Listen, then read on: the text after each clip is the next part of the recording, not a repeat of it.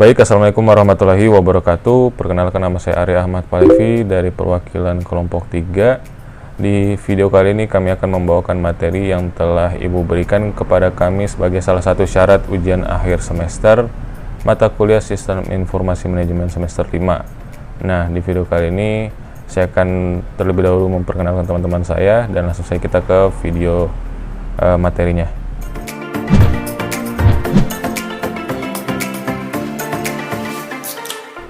Berikut anggota grup kami.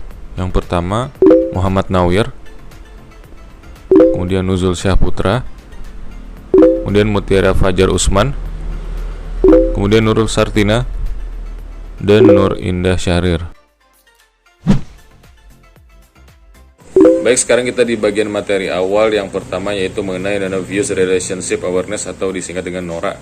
Nah, NORA ini merupakan sebuah teknologi analisis data yang telah memberikan lebih banyak kapasitas profiling bagi sektor swasta dan pemerintah.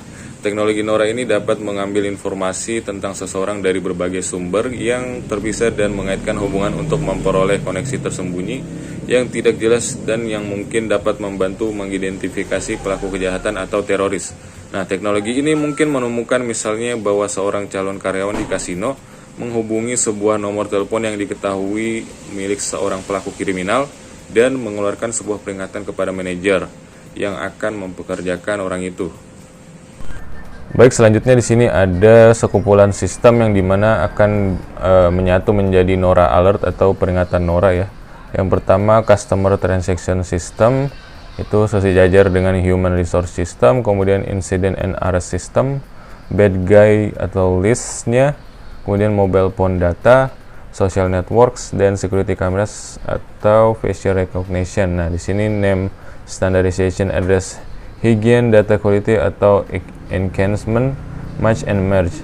Jadi dari Fraud Data Capture atau data ini hubungan diidentifikasi kurang lebih dalam 8 detik atau kurang menjadi NORA Alert atau peringatan NORA, Nano Views Relationship Awareness.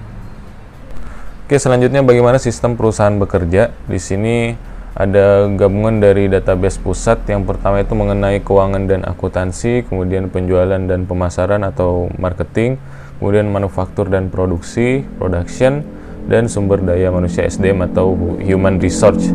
Nah, di database terpusat ini yang bagian pertama keuangan dan akuntansi itu terdiri atas kas yang tersedia, kemudian piutang usaha, kredit pelanggan, dan pendapatan. Kalau untuk penjualan dan pemasaran, marketing yaitu order atau pesanan, kemudian peramalan penjualan, permintaan retur, dan perubahan harga. Nah, selanjutnya sumber daya manusia atau human resource itu jam kerja, kemudian biaya tenaga kerja, dan keahlian kerja. Nah, yang terakhir manufaktur dan produksinya atau production. Di sini ada bahan material, jadwal produksi, tanggal pengiriman, kapasitas produksi, dan pembelian. Oke, mungkin selanjutnya akan dilanjutkan ke teman saya. Sistem informasi manajemen yang dapat membantu bisnis Anda. Yang pertama, Enterprise Resource Planning atau ERP. Sistem ERP ini banyak digunakan oleh perusahaan besar, namun perusahaan dalam skala kecil juga masih dapat menerapkan sistem ERP. ERP biasanya digunakan untuk mengelola manajemen dan melakukan pengawasan yang terintegrasi antar unit di dalam perusahaan. Lalu yang kedua, Supply Chain Management atau SCM. Sistem SCM ini sangat bermanfaat bagi pihak manajemen karena dapat mengintegrasikan data-data seperti manajemen suplai bahan baku, mulai dari pemasok, produsen, pengecer, sampai konsumen akhir. Lalu yang ketiga yaitu Transaction Processing System atau TPS. TPS berguna untuk memproses data dalam jumlah yang besar atau transaksi yang banyak dan rutin. Program ini biasa diaplikasikan dalam manajemen gaji dan inventaris. Lalu yang keempat, Office Automation System atau OAS. Aplikasi ini berguna untuk memperlancar komunikasi antar departemen suatu perusahaan dengan cara mengintegrasikan server-server komputer pada setiap user di perusahaan. Contohnya seperti email. 5. Knowledge Work System atau KWS. Sistem informasi ini mengintegrasikan satu pengetahuan baru ke dalam organisasi atau entitas. Lalu selanjutnya Informatic Management System atau IMS. IMS berfungsi mendukung spektrum tugas-tugas dalam organisasi. Selain itu, IMS juga dapat digunakan untuk membantu menganalisa pembuatan keputusan. Sistem ini juga dapat menyatukan beberapa fungsi informasi dengan program komputerisasi. Lalu yang ketujuh, Decision Support System atau DSS. Sistem ini membantu manajer dalam mengambil keputusan dengan cara mengamati lingkungan di dalam perusahaan. Contohnya seperti link elektronik. Lalu yang kedelapan, Expert System dan Artificial Intelligence atau AI. Kedua sistem ini pada dasarnya menggunakan kecerdasan buatan yang berguna untuk menganalisa pemecahan masalah dengan menggunakan pengetahuan tenaga ahli yang telah diprogram ke dalamnya. Contohnya sistem jadwal mekanik. Yang kesembilan, Group Decision Support System dan Computer Support Collaborative Work System. GDSS hampir sama dengan DSS. Bedanya, GDSS mencari solusi permasalahan melalui pengumpulan pengetahuan dalam suatu kelompok, bukan per individu. Biasanya berbentuk kuesioner, konsultasi, dan skenario. Contohnya seperti e-government. Lalu yang terakhir, Executive Support System atau ESS. Sistem ini membantu manajer berinteraksi dengan lingkungan perusahaan menggunakan bantuan grafik dan pendukung komunikasi lainnya. Untuk memudahkan dalam pengelolaan keuangan perusahaan, Anda dapat menggunakan bantuan jurnal. Jurnal merupakan software akuntansi online yang berbasis cloud, sehingga data secara otomatis akan tersimpan. Dengan jurnal, Anda bisa mendapatkan kemudahan pencatatan untuk keperluan bisnis, kapanpun dan dimanapun. Tidak hanya pencatatan transaksi, jurnal juga menyediakan fitur pembuatan faktur secara otomatis, pelacakan ketersediaan barang, dan manajemen aset yang akan membantu mengembangkan nilai aset pada masa depan. CRM terbagi menjadi 4, yaitu ada marketing, order, support, and sales. Di marketing ada run campaigns, generate leads, create data orders, ada deliver products, ada product invoice. Kemudian di support ada manage cases, ada conduct training, provide service, develop knowledge base. Kemudian di sales ada asset leads, qualify leads, convert leads, and track opportunities.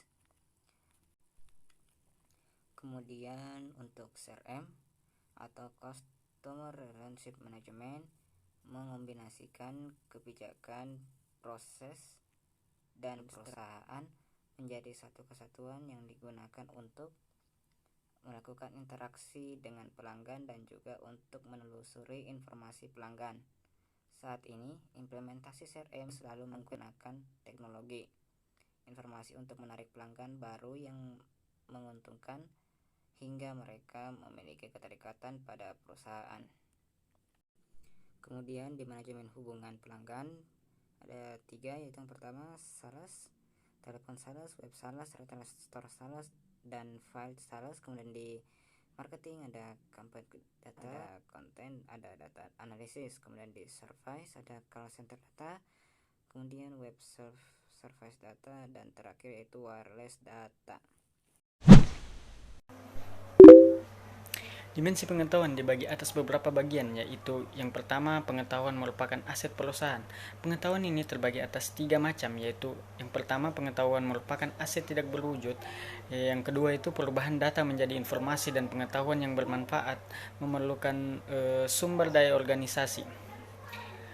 Yang ketiga itu pengetahuan tidak mengikuti hukum, tingkat pengemalian yang semakin menurun sebagaimana aset fisik, tetapi sebagai gantinya efek jaringan pengetahuan yang mana nilainya akan semakin meningkat ketika semakin banyak orang yang membagikannya.